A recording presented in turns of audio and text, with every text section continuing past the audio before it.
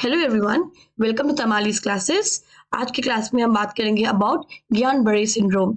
ये जो सिंड्रोम है अब ये बहुत देखा जा रहा है रिसेंटली इंडिया में। अब आपने सुना होगा, देखा होगा न्यूज़ में।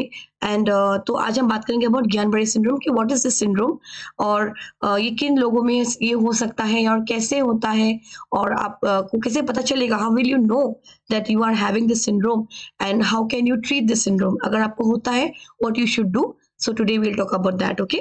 So let's start. So this Guillain-Barré syndrome, this is a very rare neurological disease or disorder you can tell. इसमें क्या होता है, हमारे जो इम्यून सिस्टम है ना, हमारे जो बॉडी के इम्यून सिस्टम है, एंटीबॉडी है, वो क्या करते हैं, वो हमारे ही बॉडी को हार्म करते हैं। They will attack our own nerves in the body, okay.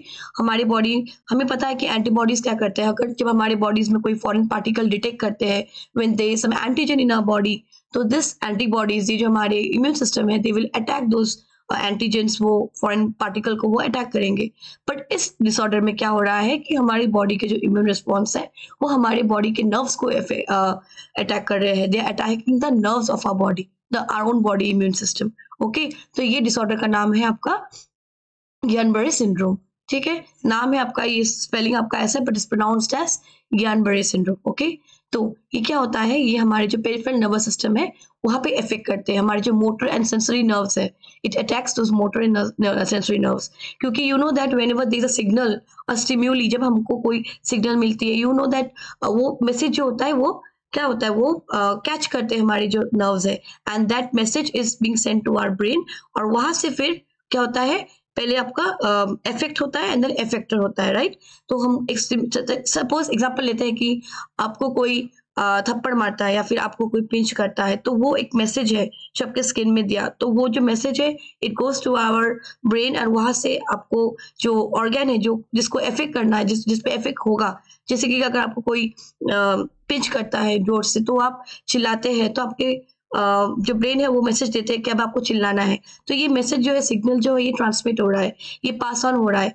तो लेकिन इस सिंड्रोम में क्या होता है, जो हमारा जो पेरिफेरल नर्वस सिस्टम है, जिसमें आपका और जो मोटर और सेंसरी नर्व्स है, वो इफेक्ट हो जाते हैं। वो क्या करते हैं, दे डोंट वर्क प्रॉपर्ली, वो ठीक से काम नहीं करते। तो ऑब्वियस बात है कि अगर ये ठीक से काम नहीं करेंगे तो क्या होगा, हमारे बॉडीज में सिग्नल ठीक से पास ऑन नहीं होगा, मैसेजेस ठीक से पास ऑन नहीं होगा, तो क्या होगा, हमारे जो एक्शंस है वो कंप्लीट नहीं होंगे, they will not be able to be perform by the organs, okay. तो we will see about it, हम देखेंगे सिम्टम्स क्या क्या है। तो ये जो डिसऑर्डर है, सॉरी सिंड्रोम है, ये आप इसको सिंड्रोम ही बोलिएगा, डिसऑर्डर भी बोल सकते हैं।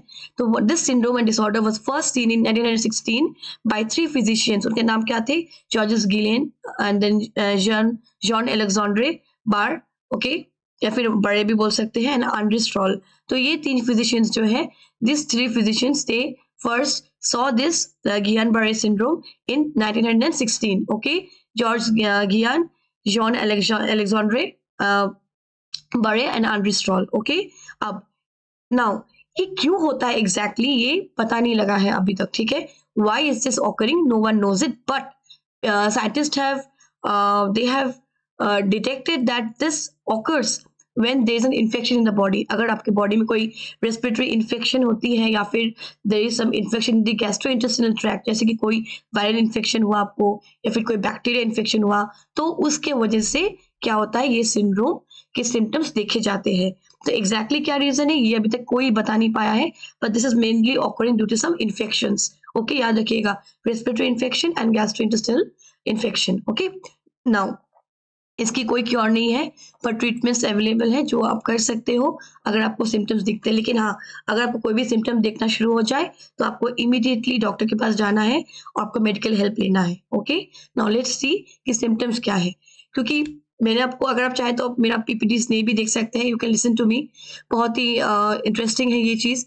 तो क्या होता है कि जैसे मैंने कहा है कि मैसेजेस आपका ट्रांसमिट, कम्युनिकेट नहीं हो रहा है, there is no messages being communicated from our brain to the organs. तो obviously when there is no signal being received, when there is a weak signal, आप बोल सकते हैं कि weak signal or the communication is not clear, what will happen, the actions that are occurring in our body will be very very poor, like हमारी muscle में pen होना शुरू हो जाएगा, numbness होगा, एक हल्का tingling sensations होगा, आपके जो पैर हैं, आपके जो legs है, the legs will start becoming numb, okay, and also you will see there's a stiffness in the body, and you can't walk properly, you can't move properly. Your facial movements, you will start suddenly, you will see you're chewing, you're having problem in chewing, you're having problem in, the eyelids, you closing of eyelids, then speaking, swallowing. So all those important functions that our organs perform, they'll be a bit they'll be slow, or there'll be some obstacles in doing those things. Okay तो ये सब होता है. Also आपके blood pressure में effect होता है, heart beat आपके कभी बढ़ जाएंगे, कभी रैपिड होगा, कभी एबनॉर्मल होगा. सो ब्रीदिंग प्रॉब्लम भी बहुत होता है इसमें, और बॉडी में बहुत पेन होता है, आप ठीक से देख नहीं पाएंगे, you can't see properly, you can't move your eyes properly. So these are some of the symptoms that are observed. Also, you will see there's a shortness of breath, you can't breathe properly. So these are some of the symptoms that you can observe if you are suffering from this syndrome. So what happens, जब आपका ये जो symptoms है ना, ये immediately आप नहीं देख सकते हो. Sometimes it will take some weeks, sometimes it will take a longer time. Okay, so you don't know कि कब होगा, but it may take some less days also, few days also, or it may take some more days also. तो ये कब होगा? As soon as after the infection. Okay, तो आपको ध्यान रखना है. नाउ इसमें बहुत सारे टाइप्स है, AIDP, AMAN, AMSAN, Miller Fisher syndrome, then you have APN. तो ये सब क्या होता है कि आप पहले वाला अगर देख सकते हैं कि AIDP, इसमें क्या होता है, जब myelin coating. Okay, myelin coating क्या होता है, हमारे जो नर्व सेल्स है ना, नर्व सेल्स आपको पता है, तो न्यूरॉन्स, तो क्या होता है कि जो माइलिन है वो आउटसाइड कवरिंग होता है. ओके, यहाँ पे देख सकते हैं, डायग्राम में यहाँ पे देख सकते हैं, जो आउटर वाला पार्ट यहाँ पे दिख रहा है ना आपको, ये वाला देखिए, ये माइलिन शीट कवरिंग है. ओके, तो ये जो माइलिन शीट येलो वाला जो आपको दिख रहा है, ये माइलिन शीट कवरिंग क्या होता है, ये आपका डिग्रेड हो जाता है, डैमेज हो जाता है. तो ये जो होता है इसको बोलते हैं AIDP. AMAN में क्या होता है, यहाँ भी सेम माइलिन कोटिंग और मोटर नर्व एक्शंस ये डैमेज हो जाते हैं. ओके, क्योंकि क्या होगा, नर्व सिग्नल्स आपका एब्सेंट होता है इसलिए. तो ये सब चीजें. और फिर आपका जो AMSAN, तो this are many types. Okay, तो जो भी हो आपका जो सिम्टम्स अगर देखे तो आप इमीडिएटली जाकर डॉक्टर को दिखाइएगा, and then doctor based on what type of GB syndrome you are suffering from, based on that आपको ट्रीटमेंट्स डॉक्टर एडवाइस करेंगे. ओके, तो अगर मिलर फिशर हुआ तो you will be seeing that आपको जो वॉकिंग है बहुत क्लमजीली आप वॉक करेंगे, आपको जो मसल कोऑर्डिनेशन है, आपका बैलेंस ठीक नहीं रहेगा मसल कोऑर्डिनेशन का, आप you can't walk, your muscle will be weak. Then कभी कभी it may lead to paralysis also, आपके आंखों में पैरालिसिस हो जाएगा, आपके जो रेस्पिरेटरी फेलियर हो जाएगा. So this is in your Miller Fisher syndrome. Okay, तो यहाँ पे आपका एक APN भी है. APN में भी क्या होता है, आपका जो ब्रेन है, ब्रेन में डैमेज हो जाता है. ठीक है, पर इसमें कोई मूवमेंट और सेंसेशन इन्वॉल्व नहीं होता है. सिम्टम्स भी बहुत सारे आपको दिखाई देंगे, जो मैंने आपको बताया है बेसिकली वही सिम्टम्स होता है. ठीक है, नाउ कॉजेस क्या है, मैंने आपको बताया कि इसका अभी तक रीजन पता नहीं चला कि क्यों हो रहा है, बट ज्यादातर देखा गया है कि because of some infections. Now there is a microbe known as आपका Campylobacter jejuni. Okay, Campylobacter jejuni क्या करता है, ये जो है एक इन्फेक्शन कॉज करता है हमारे डाइजेस्टिव ट्रैक्ट में. ओके, और आपका जो रेस्पिरेटरी अगर इन्फेक्शन हुआ तब भी होगा. तो ये ज्यादातर केसेस में दिखा गया है कि ये जो माइक्रोब है ये पाया गया है, ये बैक्टीरिया कैंपाइलोबैक्टर जेजुनी, इसको पाया गया है in maximum cases of GB syndromes. तो ये भी कहा गया कि if this C jejuni might trigger the symptoms of GB syndrome. Okay, also कभी कभी क्या होता है कि हमारा जो इम्यून सिस्टम है, they are unable to recognize the our pathogens, and they are unable to वो identify नहीं कर पाते, differentiate नहीं कर पाते which are our own bodies nerves, which are our own bodies nerves, and which are the foreign bodies. Okay, और फिर foreign particles. तो कभी कभी वो मिस्टेक होके अटैक कर देते हैं.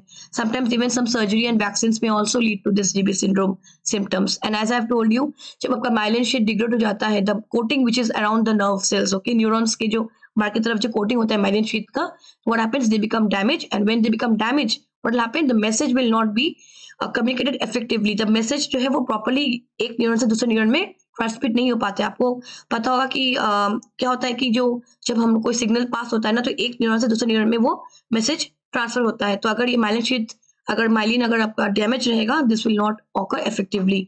तो this might also lead to the symptoms of GB syndrome. Okay, symptoms of GB syndrome. Now how can you treat it?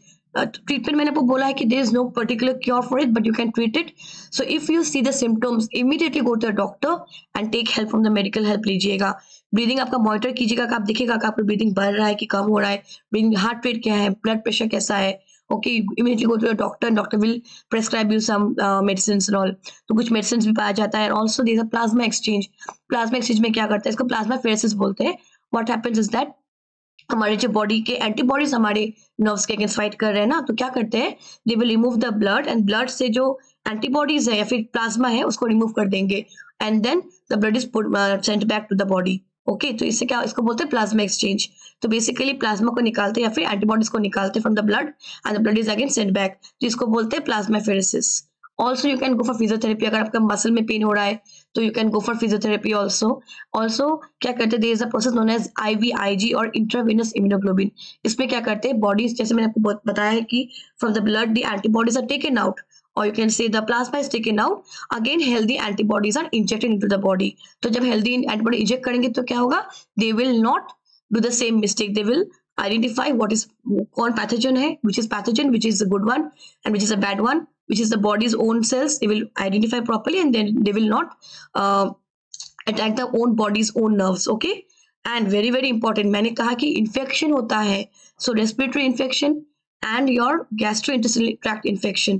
तो वो कब होता है, जब आप गंदा पानी पीते हैं या फिर suppose the food that you are eating has got some microbes. Okay, अगर आप लेफ्ट ओवर, अगर कुछ फूड बाहर रखे हुए not covered, also if you are having contaminated water and contaminated food, बाहर का खाना खाते हैं आप जहाँ पे प्रॉपर हाइजीनिकली नहीं बना है खाना, या पानी पीते हैं बाहर का जो हाइजीनिक नहीं है, तो those things can also lead to this infection. So please consume clean water and clean food. Okay, next, ये जो रिकवरी ज्यादातर ये रिकवरी कंप्लीट नहीं होता है, कभी होता भी है, नहीं भी होता है। ओके, और ये जो है ये एज ग्रुप आपको बच्चों में भी देखा गया है और ये एल्डर्स में भी, एडल्ट में भी देखा गया है, तो इसलिए ज्यादातर ये ठीक हो जाता है, कभी कभी कम टाइम में ठीक होता है, कभी कभी it takes a long time to recover, but usually people recover। okay, some percent of people might not recover completely, there might be some symptoms remaining after the the syndrome is over। okay, some a little bit of symptoms might remain, like a bit numbness, muscle ka weakness hona, so some things might remain, but usually recover ho jate hain। okay, so it might take some long time, or it might take some weeks, or it might take some years also। तो ये आपके कुछ है about treatment and the recovery part. Now how will you prevent, मैंने already बताया है। If you see the any of the symptoms, please go and contact the doctor, do not take medicine by your own self. Breathing rate को देखिएगा, आपका breathing, अगर आपको लग रहा है कि आपकी ब्रीदिंग प्रॉब्लम हो रही है, इश्यू हो रही है, शॉर्टनेस हो रही है, please do measure, like keep in क्या बोलते हैं इसको, आपको आप ध्यान रखिएगा। Okay, you can use an oximeter. Okay, आप देखिएगा, आप रिकॉर्ड रखिएगा कि आपका like whether your breathing is increasing or not, like rate कैसा कम हो रहा है, बढ़ रहा है। okay, so this thing you have to maintain।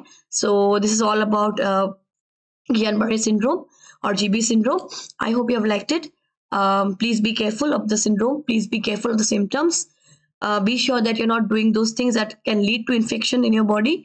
and also if you like the class, if you like today's video, do click on the like icon, share it with your friends, share it as much as possible for awareness, and also do subscribe to my channel for more such interesting videos। this video is generally for all people, so as I have told, I'll be posting videos also academic related, and also for everyone who likes to know about things, who are curious about knowing things। so thank you for watching today's video, and have a great day।